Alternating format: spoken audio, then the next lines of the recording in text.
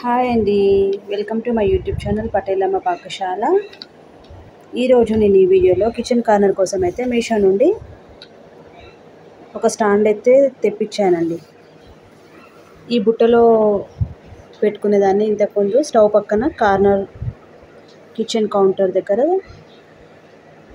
Top దగ్గర ఆ బుట్టలో ఉన్న సామాన్లన్నీ నేను ఈ స్టాండ్లోకి అయితే మార్చుకున్నాను. ఈ స్టాండ్లో ఈ సామాన్లు పెట్టిన తర్వాత ఎలా ఉందో చూడండి, బాగుంది కదా అండి.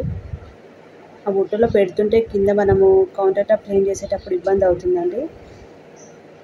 ఈ మీషోలో తీసుకున్న దానికి 4 కింద హోల్డర్స్ బ్లాక్ వచ్చాయండి, ఎక్స్ట్రా 2 వచ్చాయి. అవి అయితే చూపిస్తున్నాను నేను వీడియోలో. అవి రెండు మనం ఎప్పుడైనా ఇవి పోయినప్పుడు అవి యూజ్ చేసుకోవచ్చు. ఇప్పుడైతే ఇలా సదిరానండి.